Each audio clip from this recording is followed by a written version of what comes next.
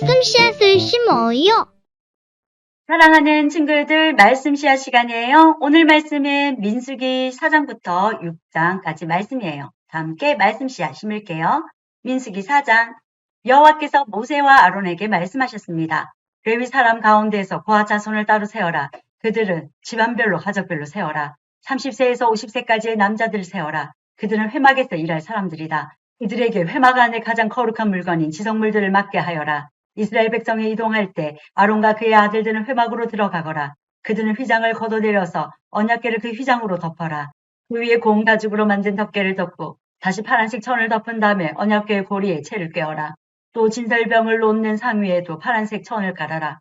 그리고 그 위에 접시와 향 피우는 그릇과 부어드리는 제물인 전제물을 담을 병과 잔들과 상 위에 늘 차려놓은 빵인 진설병을 올려놓아라. 그런 다음에는 그 모든 것 위에 빨간색 천을 덮어라. 그리고 그 위에 고운 가죽을 덮고 채를 꿰어라. 또 파란색 천을 가져다가 등잔대와 등잔과 심지 자르는 가위와 불통 그릇과 등잔에 쓰는 모든 기름 그릇을 덮어라. 그런 다음에 그 등잔대와 거기에 딸린 그 모든 기구들을 고운 가죽에 싸서 들것에 얹어라. 그리고 나서 금제단 위에 파란색 천을 깔아라. 그리고 다시 고운 가죽으로 덮고 채를 꿰어 두어라. 성소에서 쓰던 것은 다 파란색 천으로 싸고 고운 가죽으로 덮어서 들것에 얹어라. 또 제단의 재는 모두 쳐내고 제단 위에 자주색 천을 깔아라. 제단에서 쓰는 물건, 곧 불을 옮기는 그릇과 고기를 찍는 갈고리와 삽과 사발을 다 모아서 놋제단 위에 올려놓고 그 위에 고운 가죽을 덮은 다음 제단의 고리에 채를 끼워라. 진이 이동할 준비가 다 되었으며 아론과 그의 아들들은 거룩한 물건들과 거기에 딸린 그 모든 기구들을 다 싸놓아라. 그런 다음에 고아자손이 와서 그것들을 옮겨라. 그러나 그들 역시 성물에는 손을 대지 말도록 하여라. 손을 대는 날은 죽을 것이다. 회막에 있는 물건들을 옮기는 일이 고아자손의 할 일이다. 제사장 아론의 아들 엘르아살은 성막을 관리할 책임이 있다. 그는 성막 안에 있는 모든 것, 곧 등잔에 쓸 기름과 향기로운 냄새가 나는 향과 늘 바치는 곡식 제물과 제사장과 물건을 거룩히 구별할 때 쓰는 기름을 맡으며 거기에 달린 모든 기구들을 맡아라. 여호와께서 모세와 아론에게 말씀하셨습니다. 고아 자손이 레위 사람 가운데서 끊어지지 않게 하여라.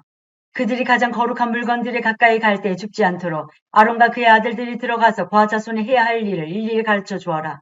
그리고 고아 자손이 옮길 물건을 일일이 정해 주어라. 고아 자손은 성소에 들어가서 잠깐 동안이라도 거룩한 물건들을 보아서는 안 된다. 그러면 죽을 것이다. 여호와께서 모세에게 말씀하셨습니다. 게르손 자손을 가족별로 집안별로 세어라. 30세에서 50세까지의 남자들을 세어라. 그들은 회막에서 일할 사람들이다. 게르손 집안이 해야 할 일과 날라야 할 물건은 이러하다. 그들에게 회막의 여러 가지 천과 그 덮개와 고운 가죽으로 만든 덮개와 회막 입구의 휘장을 운반하게 하여라. 그리고 성막 둘레에 뜰 휘장과 제단과 뜰 입구의 휘장과 줄과 휘장에 쓰는 모든 물건과 이와 관계가 있는 그 밖의 모든 물건을 운반하여라. 아론과 그의 아들들은 게르손 자손이 하는 모든 일을 감독하여라. 너희는 그들이 날라야 할 물건을 일러주어라. 이것이 게르손 집안이 회막에서 해야 할 일이다. 제사장 아론의 아들 이다말이 그 일을 감독하여라. 무라리 자손을 가족별로 집안별로 세어라. 30세에서 50세까지의 남자들을 세어라. 그들은 회막에서 일할 사람들이다.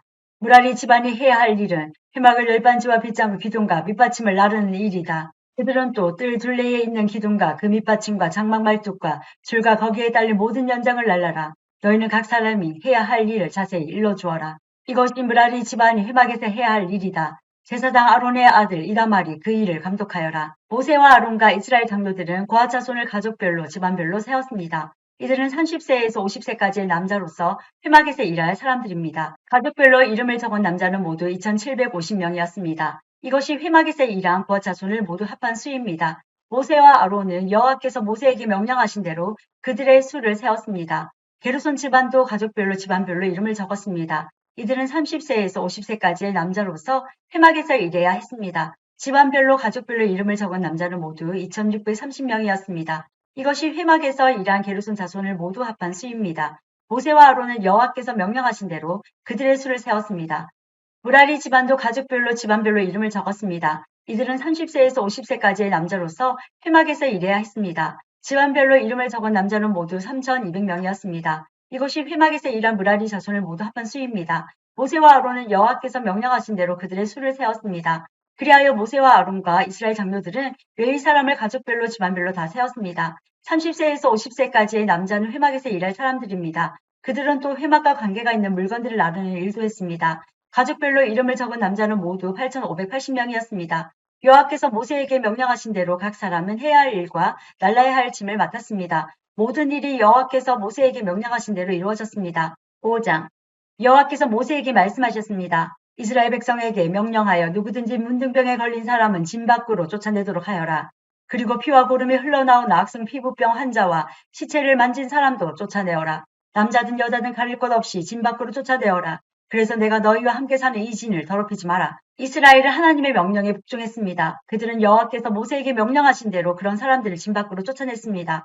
여호와께서 모세에게 말씀하셨습니다. 이스라엘 백성에게 전하여라. 남자든 여자든 다른 사람에게 어떤 잘못을 행하여 여호와를 배반하고 죄를 저질렀을 때에는 자기 잘못을 고백하고 손해를 본 사람에게 다 갚도록 하여라. 갚을 때에는 5분의 1을 더해서 갚아야 한다.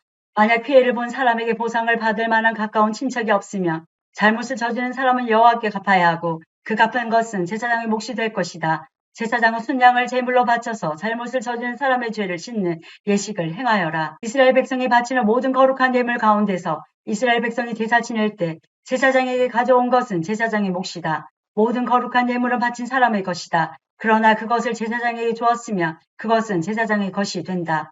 여호와께서 모세에게 말씀하셨습니다. 이스라엘 백성에게 전하여라. 만약 어떤 남자의 아내가 잘못을 저질러 남편을 배반하고 다른 남자와 동침했는데도 남편이 자기 아내의 나쁜 짓을 모를 뿐 아니라 본 사람이 아무도 없고 아내가 나쁜 짓을 하다가 붙잡히지도 않았다고 하자. 그런데 남편이 질투하는 마음 때문에 아내가 죄를 지었건 죄를 짓지 않았건 자기 아내를 의심한다고 하면 남편은 아내를 데리고 제사장에게 가거라. 그때 남편은 아내를 위해 바칠 제물도 가져가거라. 제사장에게 가져가야 할 제물은 보리가루 10분의 1 레바이다. 이 제물은 기름을 붓거나 향을 얹지 마라.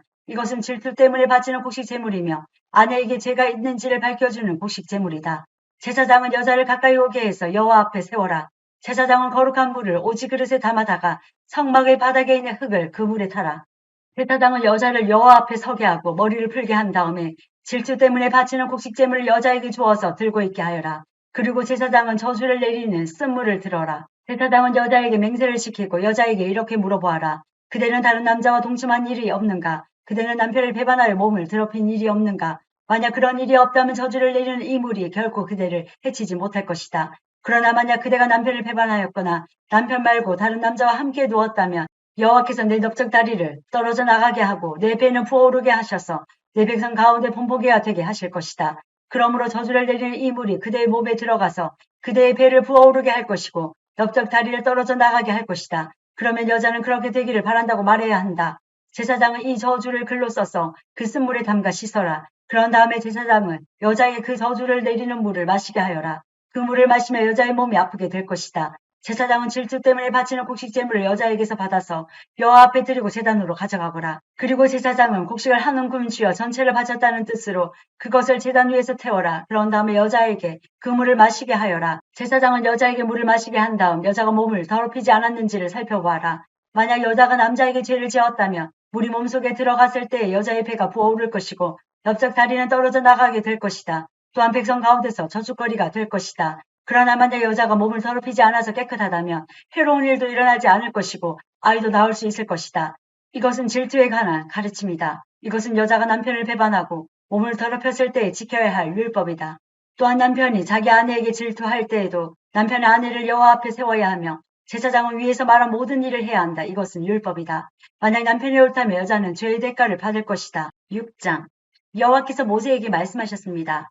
이스라엘 백성에게 전하여라. 남자든 여자든 특별한 맹세, 곧 나실인의 맹세를 해서 자기를 여호와께 헌신하기로 했다면 포도주와 독한 술을 마시지 말고 포도주나 독한 술로 만든 초도 마시지 마라. 또 포도즙도 마시지 말고 포도나 건포도도 먹지 마라.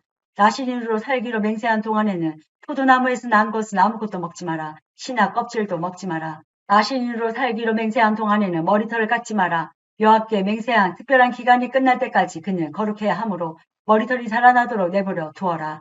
나실인은 여호와께 맹세한 특별한 기간에는 시체를 가까이 하지 마라. 설사 그의 아버지나 어머니나 형제나 누이가 죽었다 하더라도 그들의 시체를 만지지 마라. 만약 만지면 부정해질 것이다. 그가 하나님의 나실이라는 표가 그의 머리에 있기 때문이다. 나실인으로 살기로 맹세한 동안에는 여호와께 거룩하게 구별된 사람이다. 만약 어떤 사람이 그의 곁에서 갑자기 죽어 어쩔 수 없이 여호와께 헌신한 그의 머리털을 더럽혔다면 몸을 깨끗하게 하는 날인 7일 뒤에 머리를 모두 깎아라. 그리고 8일째 날 산비둘기 2마리나 집비둘기 새끼 2마리를 회막 입구에 있는 제사장에게 가져가거라. 제사장은 그 가운데 1마리를 죄를 씻는 제물인 속죄 제물로 바치고 나머지 1마리는 태워드리는 제물인 번제물로 바쳐라. 그렇게 해서 죄를 씻는 예식을 행하여라. 그가 시체를 가까이 했기 때문에 죄가 있느니라. 바로 그날 그는 자기 머리를 거룩히 구별하기로 다시 맹세하여라. 그리고 다시 특별한 기간을 정해서 자기를 여호와께 바치고 1년 된 순양을 가져와서 허물을 씻는 속건제로 바쳐라. 그 전까지의 기간은 무효이다. 그것은 그가 그 기간 동안에 부정해졌기 때문이다. 나신일의 규례는 이러하다. 맹세한 기간이 끝나면 회막 입구로 가서 거기에서 여호와께 제물을 바쳐라. 흠없는 1년 된 순양을 번제물로 바치고 흠없는 1년 된 암양을 속죄제물로 바쳐라. 그리고 흠없는 순양 1마리를 화목제물로 바쳐라.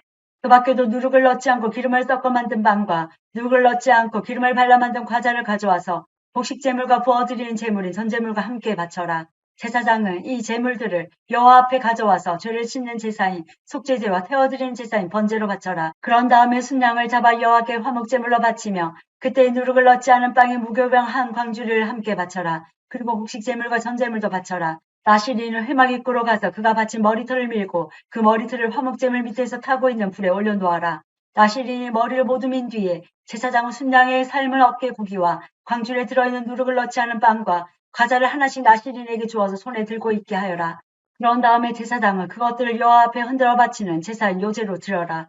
그것들은 거룩한 제물로서 제사장의 몫이다. 또 흔들어 바친 순양의 가슴 고기와 높이 들어 올려 바친 넓적다리 고기도 제사장의 몫이다. 그런 다음에야 나시린은 포도주를 마실 수 있다. 이것은 나시린의 맹세에 관한 율법이다. 누구든지 나시린이 되기로 맹세했다며 이 모든 것을 여호와께 바쳐라. 만약 그가 다른 맹세를 한 것이 있으면 그 맹세도 지켜라. 그것도 나시린의 맹세에 관한 가르침이다.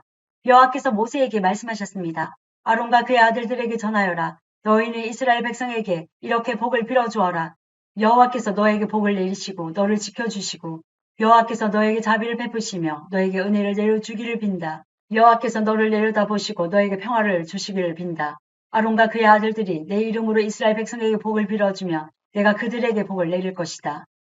오늘도 말씀 씨앗 모두 잘 심었어요. 내일 또 만나요.